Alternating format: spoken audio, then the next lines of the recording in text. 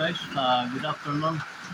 12:52 PM na guys, PM na. Okay. So today, dito tayo sa ating ano guys, paboritong planeta sa Wonders Planet. Actually, kaulan lang guys. Hindi na, medyo agaw dilim, agaw init. Pero ano, ngayon lang bumuhos ng ulan. Ito, habang naglablog tayo, umuulan. Okay. Yung mga manok guys, pag nahawakan mo pala ang kanilang itlog, parang ayaw na mag-itlog. Ano din, medyo sisilan din pala itong mga ito kahit mga hindi.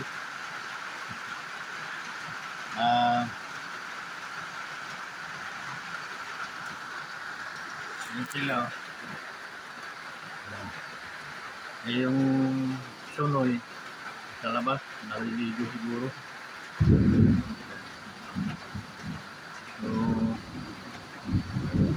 ang pugaran, linabas kong isa para hindi magkadikit.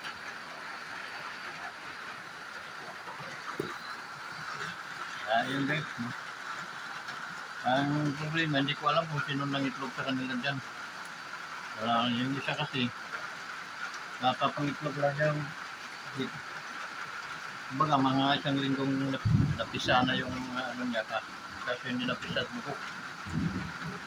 Kaya, ano bagong ano, so, kung may itlog ulit o yung isa, first time. Isa, pagpabilis ng itlog. Wala nabubuhay dahil na ng bagyo, nabuko, namatay sa bagyo, mga sisil. Kaya balas yung hindi maganda yung kanyang way. By the way guys,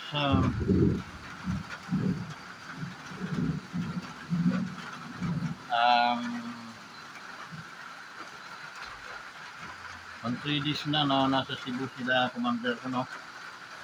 At by the way, Brad, sa aking kapatid na si Alan Velarde, advance happy birthday sa Doy. Naway magpangita pa tayo ulit. or else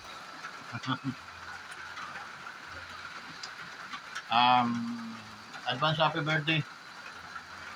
Kailan bang birthday mo? 23, 22, parang ganun. Parang mga ganun ang birthday mo. So, more life, more blessings, more healthy living pa, no? And then,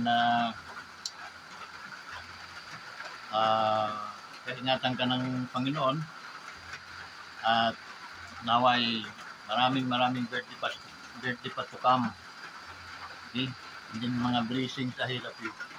Ayun ang panalangin na yung brother. Okay? So, yun, advance happy birthday to. Sa mga ibigan natin, no? Shout out sa inyong lahat. Salamat sa inyong suporta. Salamat din sa inyong tulong sa ating YouTube channel. Salamat sa likes. And din salamat sa mga comments din ninyo, no?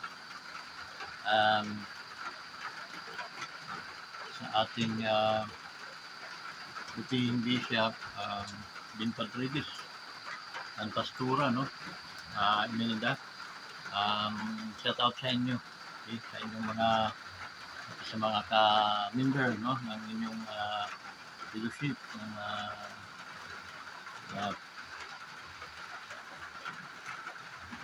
leadership. So,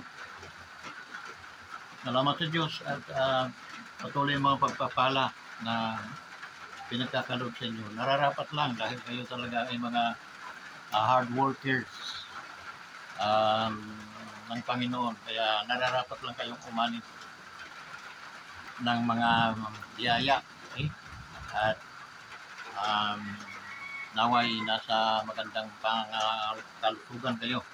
At saka yung pamilya, ang buong grupo ng CIT. So, guys, no? Sino pa? Si Pastor Ulit dyan sa yan, dyan sa kanila. Ulit, hindi ulita. Dito sa kabila yun eh. Pami. Ay, ano? Pami. Parang dito lang yung Pami. Talaga. Nakalimutan ko, sorry, no? Yung mga problema, dumarating yun, no? Always na hindi natin inasahan, kaya laging handa. Laging balot sa panalangin. Okay? Yung pag nadapa, bumangon, no? And then ask strength, no? And knowledge from God, then He will give you, okay? He restore you, okay? So, wala namang panama si Diablo daw, no? Kahit in John chapter 13 verse 10 says that the thief cometh not but for to steal, to kill, and to destroy, okay? To emphasize the ministry of the devil, okay? Yeah, yun ang palaging warning sa atin na always there is John chapter 13 verse 10, okay? Na he want to destroy, okay? To steal, to kill. He want to steal, to kill, and to destroy, okay? Okay? He want to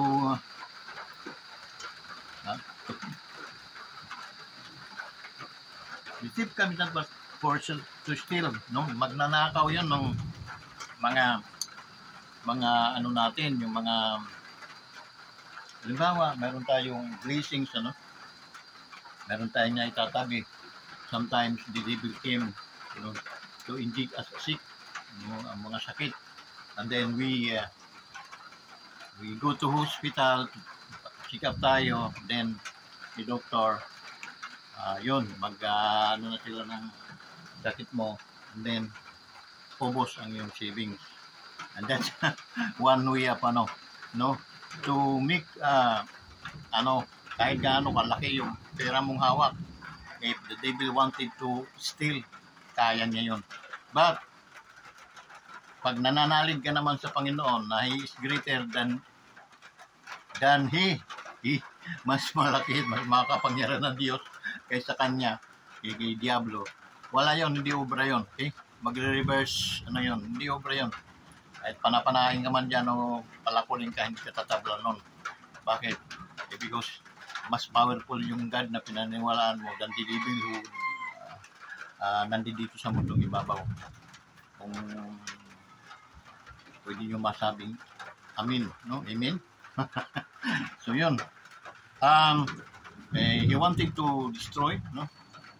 I wanted to steal, and then to kill. Papatayin ka pa pag talagang no?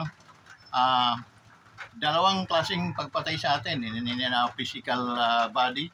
It's okay because for us, to me, to die is gain. To live in Christ. Tama ba? So, comment ninyo below. Okay? Kasi, alam niyo guys, napakagandang magbulay-bulay na salita ng Diyos. Sa bawat pananalamin ko guys, medyo andun yung fear, no? Andun yung pero fear is not from God. Okay? Alam ko yon. Yung parang nahihiya ka, nailang ka, that's not from God. Okay? Ginagawa ng Diablo ngayon para at least maging wala kang tiwala sa iyong sarili. Wala, nakakahiya yung nagawa mo, hindi ka na kayang patawarin mo. Okay? So, if you confess your sin, ask forgiveness to the Lord. He is willing always to forgive you. Okay? Yun ang pakatandaan ninyo, no? God is always willing to forgive us. Okay? When I talked to my sister today, so naawa din ako kasi matagal na rin Kristiyano itong aking kapatid, devoted. Kumbaga Christian talagang ano no, in a long, long way, we follow the steps of the Lord, the way of the Lord. So, blessed naman ako dyan sa kapatid ko. So sabi ko sa kanya, mga problem nag-a-arise yan bigla-bigla. Kaya wag tayong maging kumpante, kailangan tayong maging handa. Okay? So, yun ang isang ano doon na kailangan nating maging handa palagi. Okay? Dahil mga pangyayari, halimbawa, maganda samahan niyo yung mag-asawa, biglang in a suddenly, no? Biglang magkukulap. That's the reason why na always we need to prepare, no? Yung preparation, and then always read Bible so that you can maano yung mga warnings, and then mga preventive, yung mga baga may sakit ka, kung padaloy pa lang yung sakit na prevent na, no? Yung mga naharangan mo na. So, there is walang sapat na kapangyarihan ng sakit sa katawan mo than the cure, no? Than yung kagalingan na hindi nudulot ng ating Panginoon. Pakatandaan niyo yan. And that's the reason why always repress Jesus in your heart. Okay? How? It's to incline His word, no? His word is a light in this world. Because this world is full of darkness. Okay? Ang nagpapaano lang nito, lalo sa gabi, yung ilaw. Then nagpapaliwanag lang talaga sa mundong ibabaw ay ang mga Kristiyano. Like you. Okay? You are believing Christ, and then you will be a light in this world. You are the one of the light in this world. Okay? That's the reason why you need to boast yourself, because you are the Son of God. Okay? You have title, no? You have authority. In John chapter 1 verse 2, it says that I give you power to become the sons of God. Power is the title, power is the authority. In another in Webster dictionary, okay? Power is authority. So if you believe that Christ died for you and He is your Savior, you are the sons of God, and you have the title, you have the authority to proclaim, to rejoice that you are the sons of God. Okay?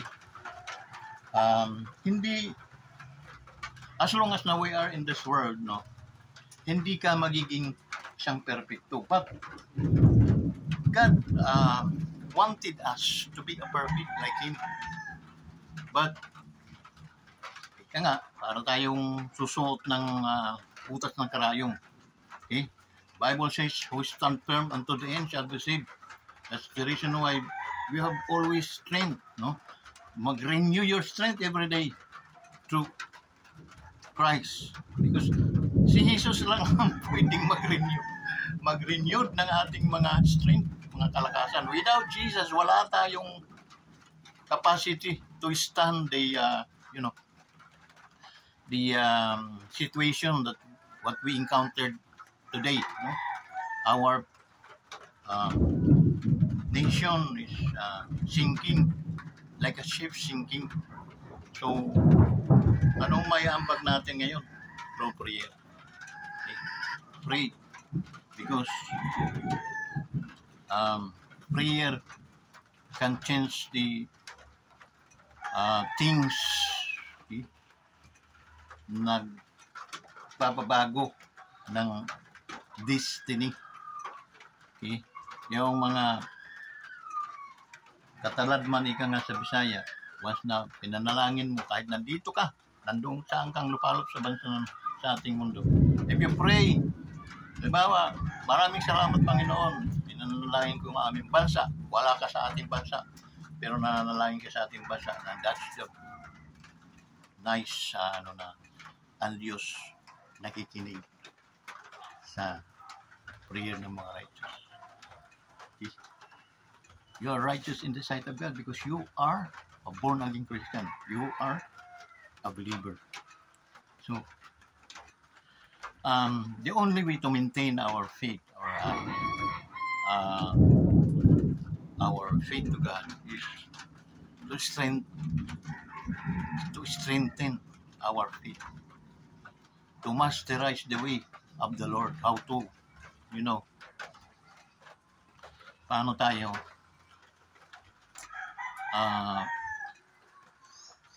bumaktas, ika nga. Okay? Kumbaga sa isang bundok, okay? As a Christians, we are not in the bida process, okay? That yung mga tinik na nasa ating mga kapaligiran, masakit yan. Yung mga tinik na binabanggit ko, ayun ang mga circumstances na na-encounter natin every day in our lives. But we thank you to our God, to the Holy Spirit, that Jesus says that He will never leave us nor forsake us. Okay? He's always with us. Okay? That's why we need to incline our heart not to the things na nakikita, mga bagay-bagay na nandito sa mundong ibabaw. Don't give Him a praise, no? Huwag niyong bigyan ng values, yung high values. The high.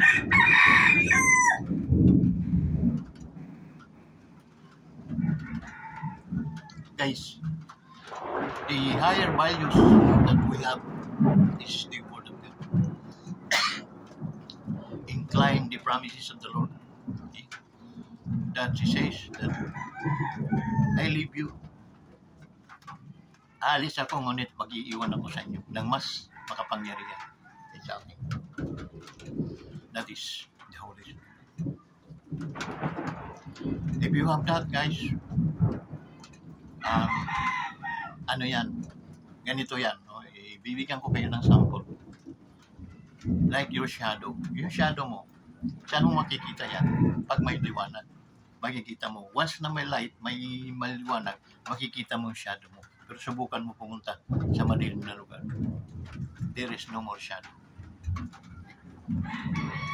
I have written a book long time ago, pero hindi yun na ano, dahil napakamahal pala tawag nun. Magkampas na ako, napakamahal. Hindi ko kaya, guys. The title of my is The Shadow of Your Smile. Medyo ang tunog kanta. Pero that is a very spiritual books, because our spirit is look like our shadow.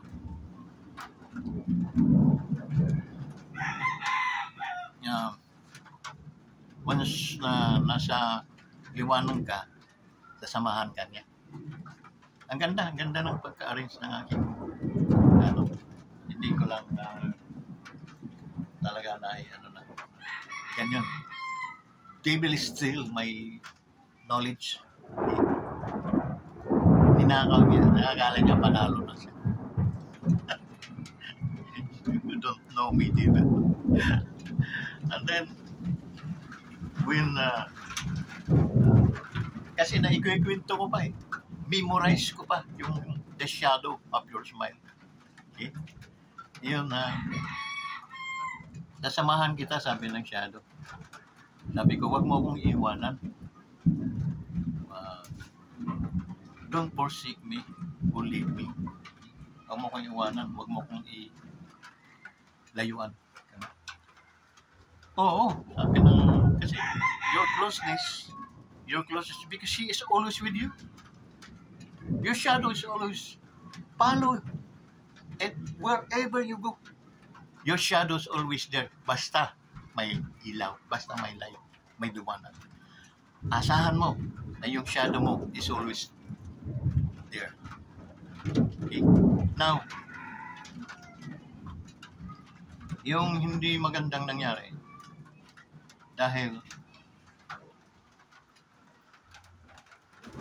minsan yung makalimot ka at makapasok ka sa lugar na madilim. And then, yun, wala na yung shadow. Iniwanan ka na ng shadow. Kaya nangyari, andun yung mga sacrifices mo, yung mga andun yung parang hindi naiilang ka kasi dati may kasama ka. Dumating yung time na nawala. Kaya nung magtatanong ka, during naka-encounter ka ng mga, kasi malalaman mo lang yung pag kailangan mo siya eh. Where are you? Asan ka? Akala ko ba hindi mo ko iwanan?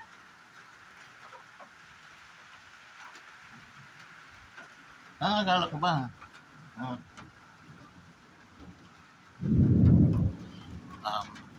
Susundan at susundan mo ako.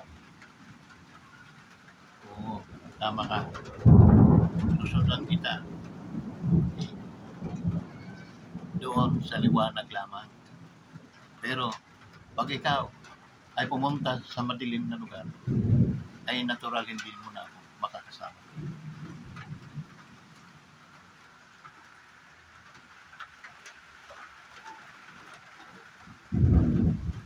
Sometimes guys, sa paglalakbay natin sa mundong ibabaw, napakaraming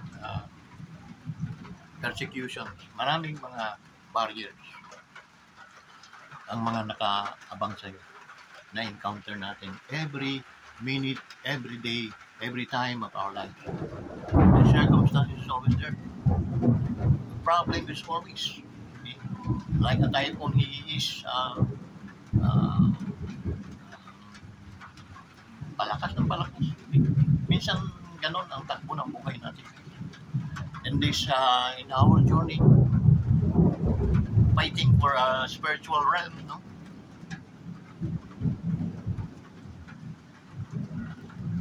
Mahirap. And then, to be in a real talk, no? Yung pagiging high fear natin sa Panginoon, minsan nakakalimutan natin na ang mga papala natin nasa dilim na. Wala na tayong shadow. Wala nang partner na aalalay sa atin. Okay? Sometimes, nangihina na tayo. Sometimes, pakiramdam mo, hindi mo na maaabot yung mga lugar o mga gusto mong marating it because wala nang lakas. When as we go to our journey, guys, we are like a ship na naglalayag sa karagatan, malawak na karagatan. Pag titignan mo yung yung barko, napakalit lang sa lawak ng karagatan. Ba't yung karagatan na yan? Maliit din yan sa kapangyarihan ng Panginoon. Nagigits nyo? Now, but human is subject to change. Yes, subject to change. It's because we are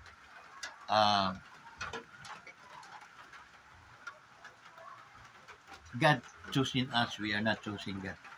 Okay? It says that I chosen you, you have chosen me. And my thoughts is higher than your thoughts. And my ways is higher than your ways. Tama. Tama talaga ang mga nakasulat sa atin. And then to be honest, no, mahirap yung paglalakbay natin. Kasi hindi lahat ng panahon ay mapanatag ang karagatan. mayroong pagkakataon na maglalayag tayo na napakahaba. In the midst of the storm. At tulad ng Acts chapter 27, yung whole chapter, no? Memorize ko pa yun, no? Yung kwento ng paglalakbay ni Apostle Paul kasi ihaharap siya doon sa isang malaking isang huwis din. Ihaharap siya doon para madesisyonan kung ito ba'y bibitayin natin o anong gagawin natin dito kay Apostle Paul at yung mga kasamahan pa. Naglakbay sila, guys. No, in Acts chapter 27, whole chapter yun, no? Na maglakbay sila. Okay. Ito, ano lang ito? Inaano ko yung tayo naglalakbay din. Yung journey natin, katulad ng journey ni Apostle Paul na sometimes we encounter a lot of circumstances. Our journey is encountering the strongest typhoon wind, okay, that the ship cannot be hindi siya makapag move on papuntang ilayag. So gagamit ng ang mga strategiya yung ating mga kapitan. And then I think that sa nila, kapag lalakbay nila ilang araw, dumating ang time na na-encounter na nila talaga yung mga bagyo. Malakas. Okay. Binampalo sila ng hangin sa kabila. Naisip nilang umiskapo. Okay. Hanap ng ibang ruta. Yung rutang hindi sila ngunit, alam mo naman bagyo pa iba-iba ang doon sa kanilang pinuntahan, masasalubong na pala nila yung bagyo. Strongest. No? Dumating ang panahon guys sa pagbibiyahe nila, hindi na nila makita ang sinag ng araw at sinag ng mga bituin. It's so dark. Okay? Sa kumpas na lang sila ngayon umaasa. Okay? Syempre, guys, yung mga karagatan natin, hindi yan solid, malalalim. May mga portion ng karagatan na babato. Iyon ang nakakatakot. Pag hambalos ng hangin at doon ka pupunta, warak ang iyong barko. Okay? That's the reason why maraming lumulubog. Dito sa atin, kita nyo, kahit malalaking mga barko, lumulubog. Bakit? Doon ka magtataka, malalaking yan. Mas malaki ang barko kaysa alon. Pero bakit? It's because nagiging unbalanced yung barko. Yung barko kasi natin guys, no, yung mga latest na mga barko, may tubig yan sa mga gilid. May tubig balance yun guys. Na pag halimbawa mabigat ang karga dito sa kabila, babawasan nila tubig yan para dito mabigat, para maging balance pa rin sila. Yun ang purpose noon. Kaya I'm not an engineer but my thoughts is higher than no, I'm just joking. Yun guys, no. And then hanggang sa nagpagita yung angel, lahat ng mga mabibigat nilang mga kargada, pinag-aaryan na nila guys. Bakit? Para at least masurvive lang nila yung kanilang tour. Sa madaling salita at magandang balita noon, walang sabi ng angel, huwag kayong mag-alala, walang buhay na masasayang o mawawala, ngunit ang barko nyo ay maduduro. So yun. So yun, sukat-sukat na nilang lalim, guys. At alam nilang pababaw ng pababaw. So, na sila ng danger kasi yung alon.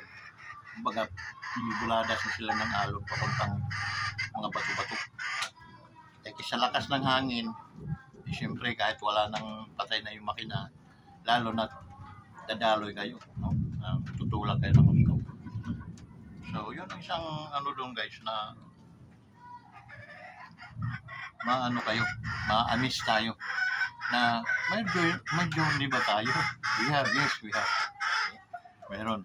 That's the reason why kailangan ninyo palaging kumakain. Kailangan yung palakasin ng yung pananampalataya sa mamamagitan ng pakikinig ng salita ng Diyos. Okay? Faith coming.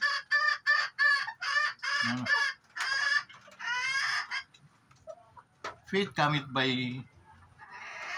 hearing, and hearing by the word of God. If I'm not mistaken.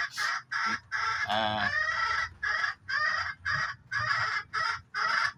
So, ang pananampalataya ay nanggagaling sa pakikinig ng salita ng Diyos. Hindi pakikinig ng mga movie. If you change the course, yari ka. Bakit? Nakapasok doon yung hindi magandang mga bagay. So that's the reason why we need to ingatan natin, guys, ang ating pananampalataya, because once na na-miss natin ito, napakahirap. Experience ko yan because until today, hindi ako nakabalik sa mga sa ministry. Hindi na ako nakabalik para magwali, mag-share ng salita ng Diyos, except this. Salamat na lang at gumawa din ng paraan talaga ang ating Panginoon. Mayroon naman diyan anak, mayroon naman diyan YouTube. Try to talk to the YouTube. Share the word of God. Okay? And then kukonsepto lang natin yung the difference between the unbeliever and believer. Kahit ikaw ay nagkamali, kasi you are not a perfect person, okay? Nagkakamali talaga tayo.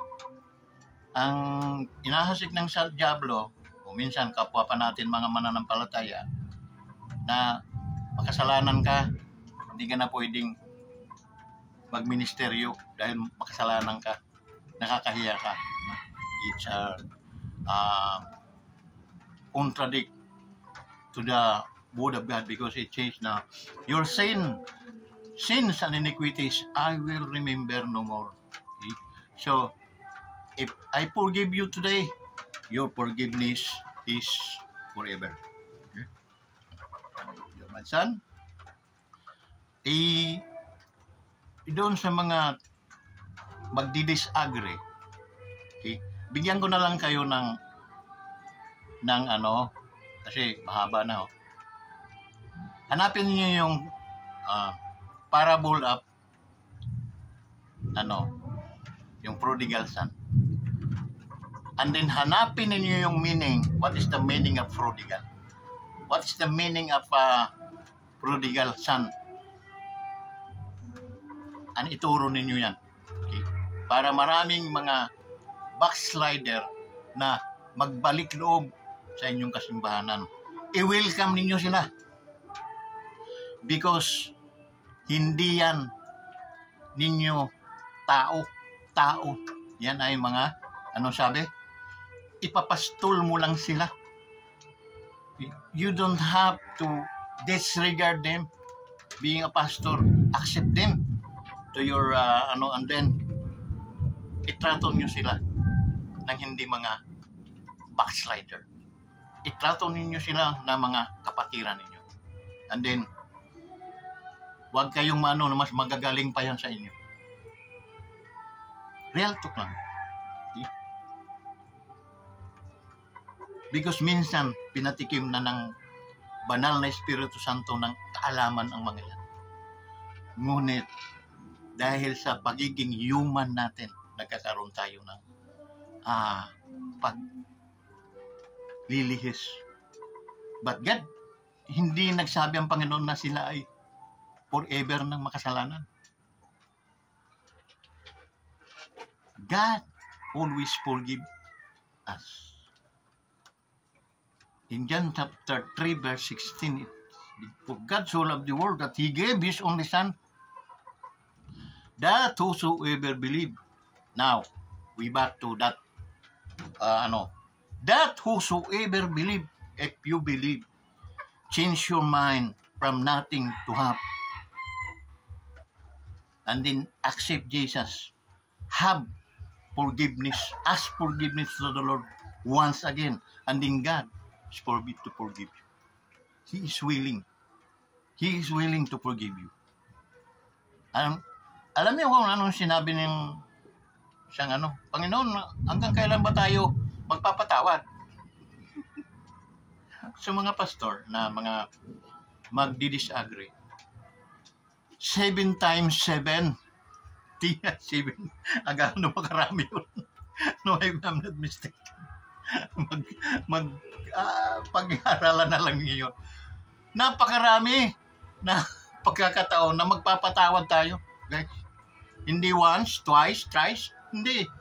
Tayo mga tao, hanggang 3, nakatatlo nang nagkasala sa akin yan, kaya ayaw ko na eh. Mayroon tayong hangganan. But God, wala siyang hangganan. Okay? Malinaw. In John chapter 3, verse 16, it says that for God so loved the world that He gave His only Son, only Son. You being a human, kaya mong ibigay? Yung kayamanan mo, kaya mong ibigay? Yung nag-iisa mong anak? Di ba hindi? And that's the reason why God is higher. My thoughts, sabi ng Panginoon, my thoughts is higher than your thoughts and my ways are higher than your ways. Because kailanman, hindi natin kayang magawa yung pinagagawa ng Panginoon. So, hanggang dito na lang guys, at maraming salamat sa mga unang-una, sa mga manunood nito, no? Paki-like and share lang. Comment, no? Paki-comment sa baba para at least masanay tayo na tayo ay nagpapalitan ng kuro-kuro. Hindi tayo magdidebate, but masanay tayo na tayo ay magpapalitan ng kuro-kuro. Marami tayong pagkakataon na nababaling ang ating mga paningin sa hindi tamang paningin. Tingnan. Ang ating kaisipan sometimes nagiging advanced doon sa mga bagay-bagay na hindi natin pakikinabangan.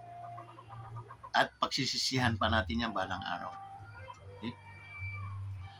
I'm thankful to the Lord.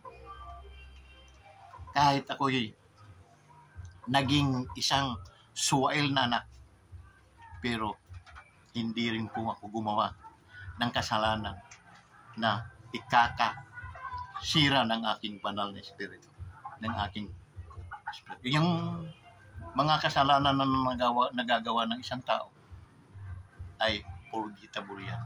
Okay? Kayang ibigay ang kapatawaran ng Panginoon except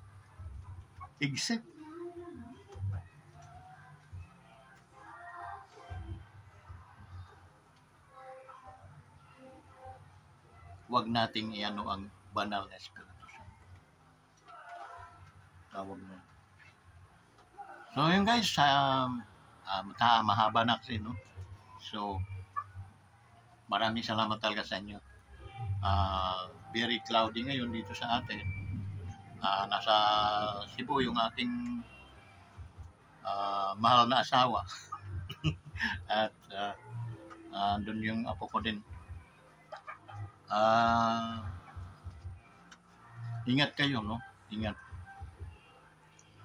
Medyo sometimes hindi ko ma-accept yung mga bagay-bagay na pagsisinungalingan ako, pero hindi pa niyo ginagawa yun, alam ko na. Sana naman magsabi na lang na totoo, kasi hindi naman tsaka yung pasalubong ko, guys, pag na ano niyo ito, paki-remind to my lovingly wife, no? By mura kasing gitara doon, yung 3.5 doon, ang gaganda ng tunog. Okay? Doon sa Mactan, dami doon. Okay? Pili yung medyo matiliis lang na okay na yun. Okay? Kasi napapalitan natin yun ng mga mumurahin lang ng mga kweldas. Okay? So, yung kapo, merong hipoin naman, may kapo eh. Mura lang naman kapo, wala pang 200 yun. Okay? So, nawalang kapo ko guys, hindi ko nga alam. Pero, kaya ngang pinubay ng Panginoon yung buhay ko eh. Buhay namin. Although may mga pagkakataon na kami, pero God will provide. Sabi naman niya, that just live by faith. Even though, just ka ba? Nalam kong gano'n. Pero, if ka ng positibo palagi, okay? So, maganda ang magiging hinanatan nun. So, ang dito na lang, maraming salamat sa mga hindi pa nag-subscribe sa ating YouTube channel. Kindly subscribe to our YouTube channel, Wonders Motovlog TV. And then, pagpapalain kayo sa oras na kayo ay mag-subscribe. And then, likes guys, yung just click the yung likes and then share para maraming makapanood nitong ating at maraming makakapanood, maraming bless, marami ang makakaroon ng biyaya ng Panginoon. Okay? God is a God of blessings. Okay? So, thank you Lord. Bless us, O God. In the name of Jesus. Amen.